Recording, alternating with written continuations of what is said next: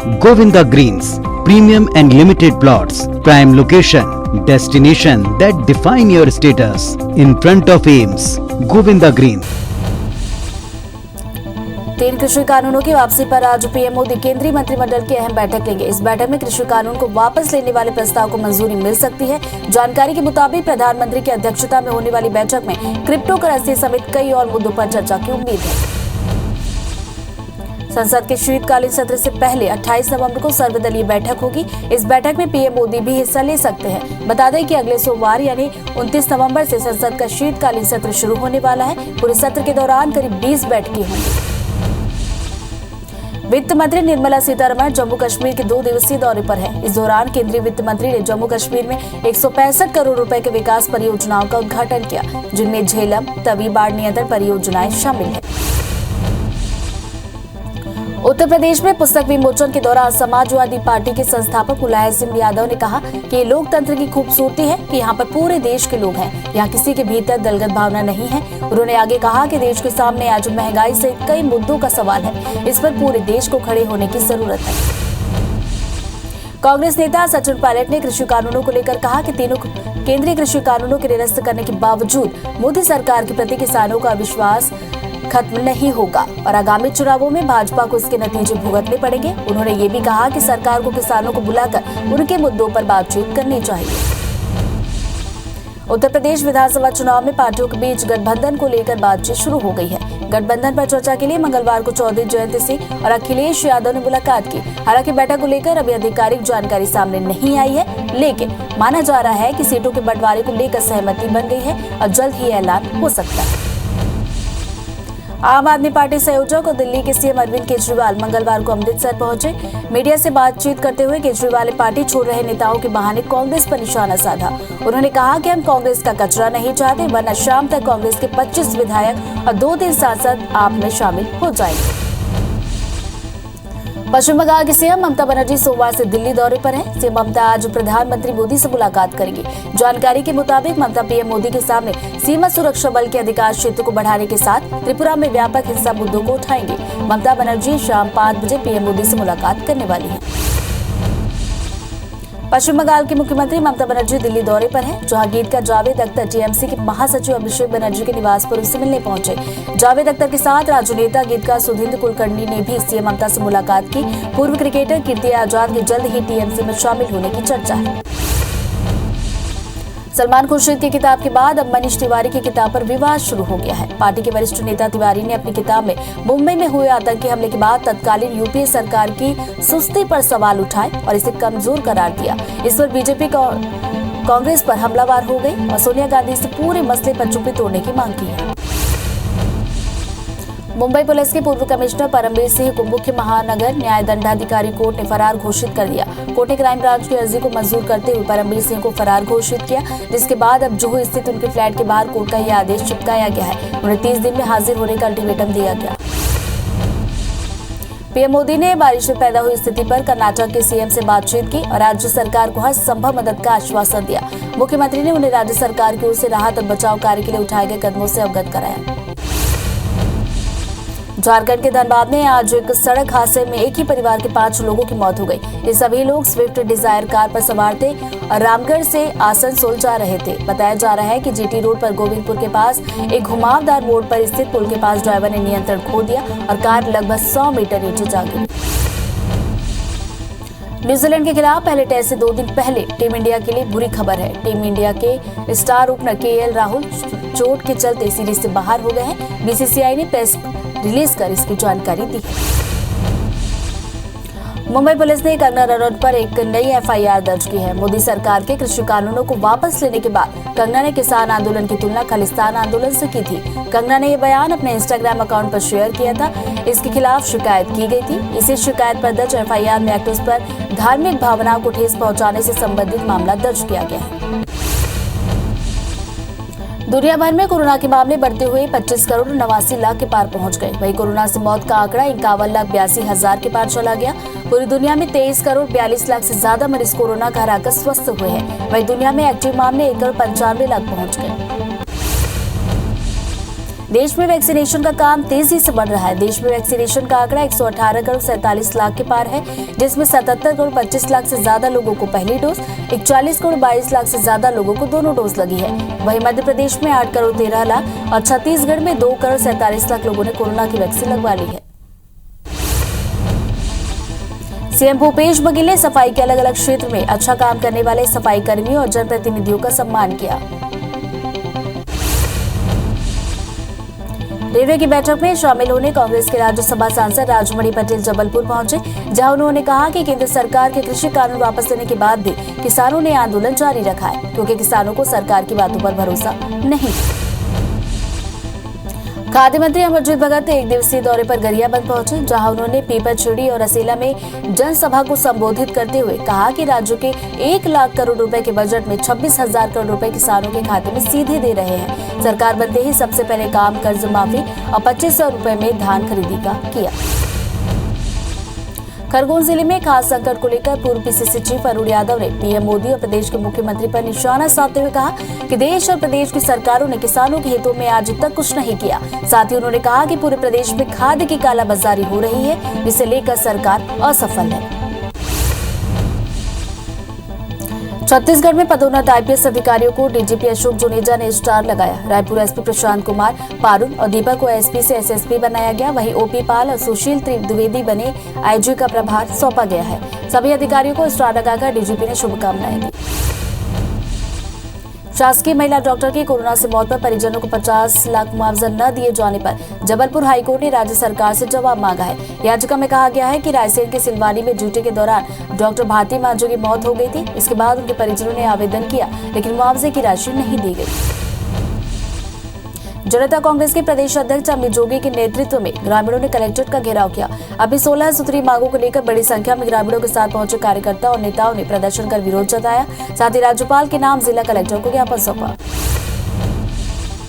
खरगोन में अवैध निर्माण पर प्रशासन का बुलडोजर चलाया। जिले की 4 कॉलोनियों को नगर निगम और पुलिस ने संयुक्त कार्रवाई करते हुए जेसीबी से तोड़वाया है। प्रशासन की अचानक कार्रवाई से अतिक्रमणकारियों में हड़कंप मच गया।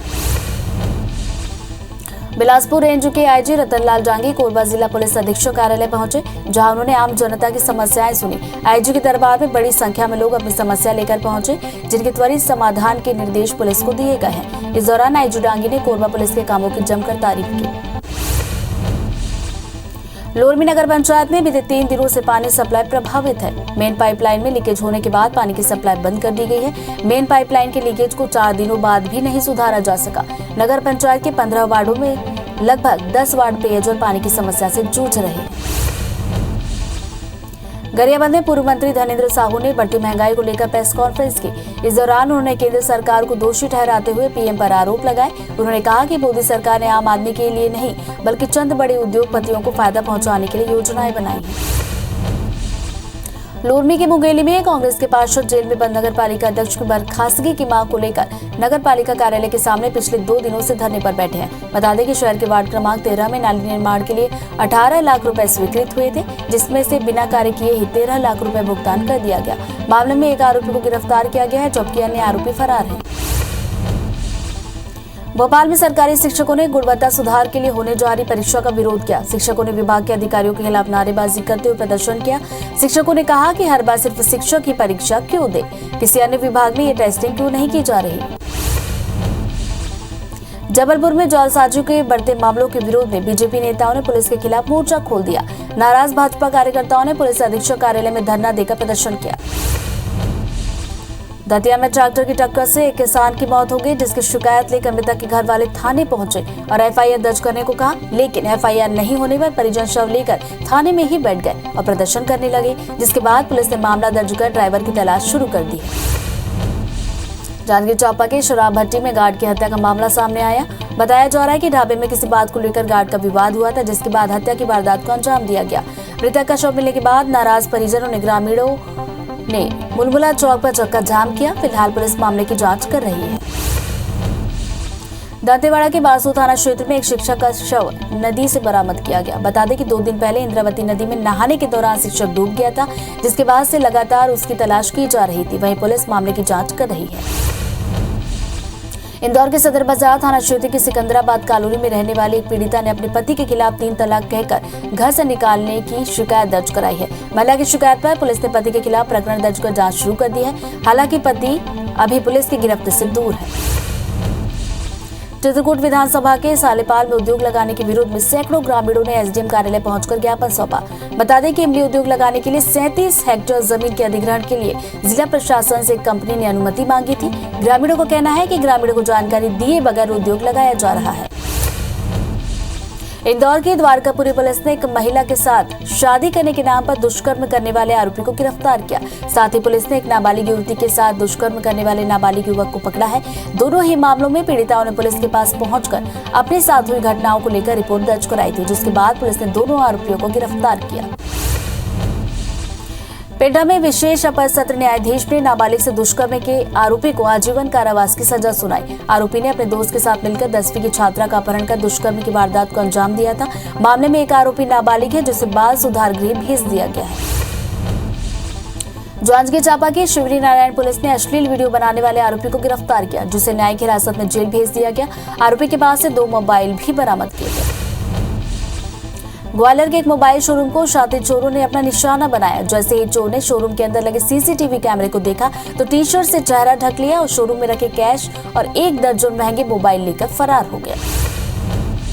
रीवा के मऊगंज थाना क्षेत्र के मोहरा गांव में लोकायुक्त ने रिश्वतखोर पंचायत सचिव को ट्रैप किया है। पुलिया निर्माण कार्य का बिल पास कराने की एवज में पंचायत सचिव ने ट्रेडर संचालक से 15,000 रुपए रिश्वत के मांग की थी।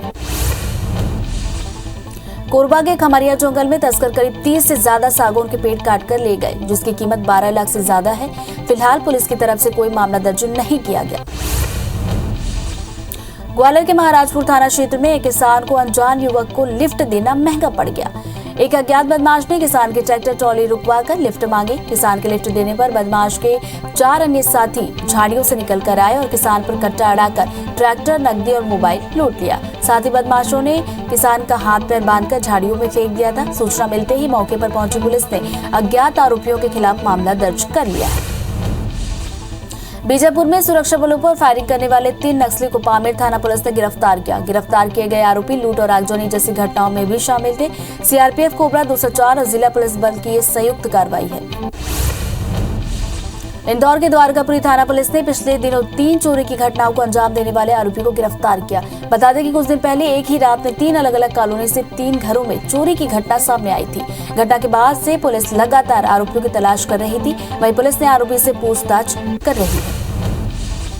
ग्वालियर के थाटीपुर थाना पुलिस ने हत्या तस्करों पर शिकंजा कसना शुरू कर दिया है। बीते 24 घंटे में ग्वालियर क्राइम ब्रांच की टीम ने 2 हत्या तस्करों को दबोचा है, जिनके पास से 7 पिस्टल, 5 कट्टे और बड़ी मात्रा में कारतूस बरामद किए गए। वहीं पुलिस आरोपियों से पूछताछ कर रही है। ग्वालियर पुलिस ने 24 घंटे में गार्ड की हत्या की गुत्थी को सुलझा लिया है। हत्या करने वालों में एक आरोपी फैक्ट्री पर काम करने वाला कर्मचारी था।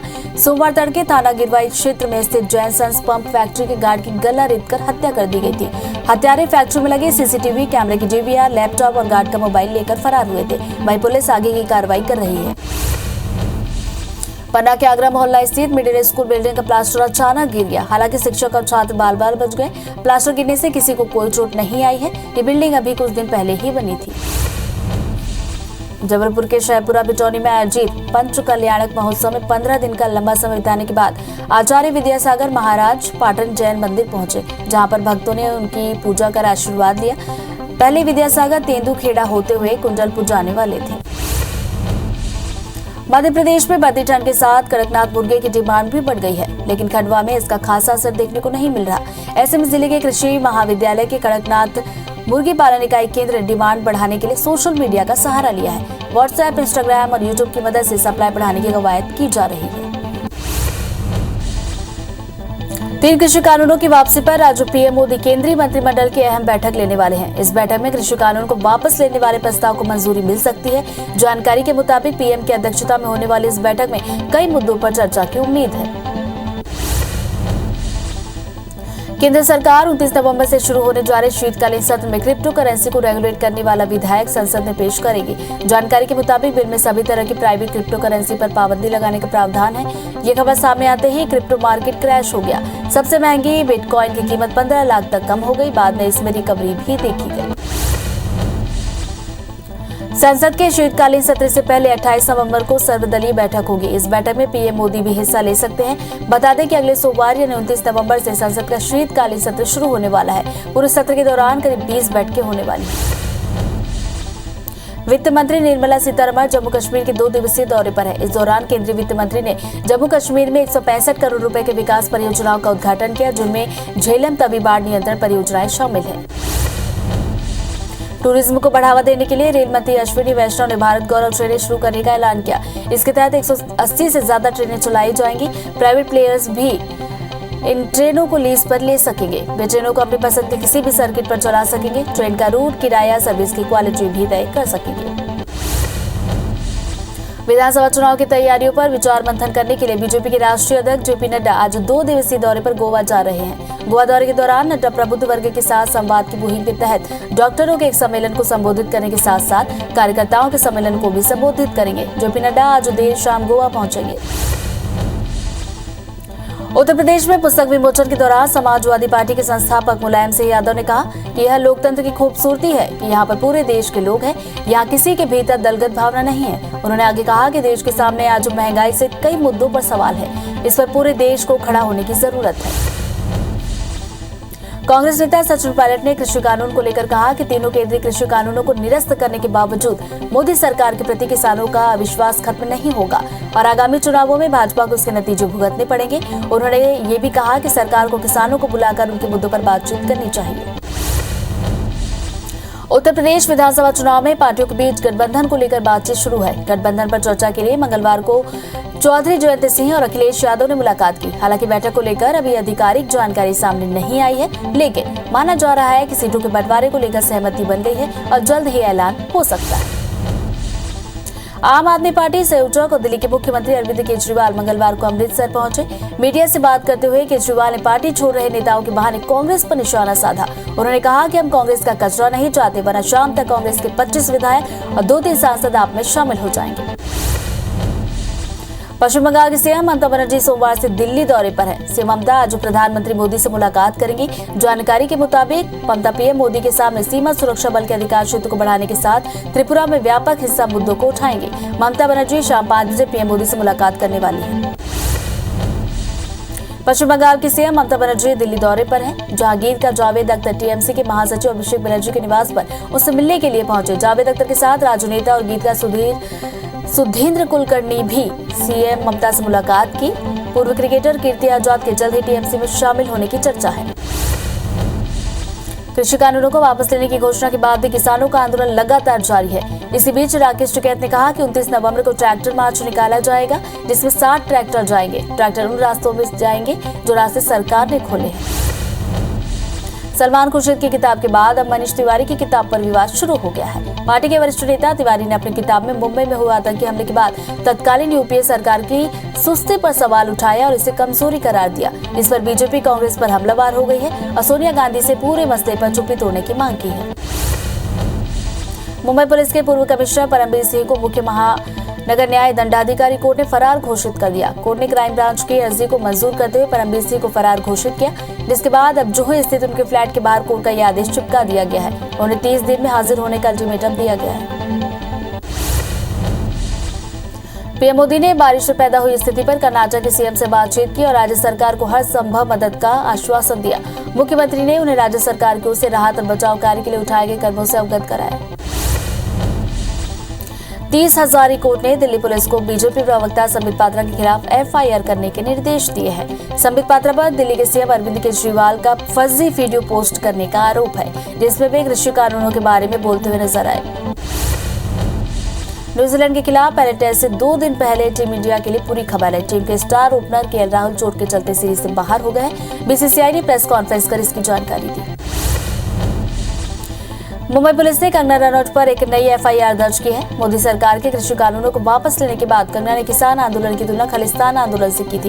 कंगना ने यह बयान अपने इंस्टाग्राम अकाउंट पर शेयर किया था। इसके खिलाफ शिकायत की गई थी। इसी शिकायत पर दर्ज एफआईआर में एक्ट्रेस पर धार्मिक भावनाओं को ठेस पहुंचाने से संबंधित मामला दर्ज किया गया।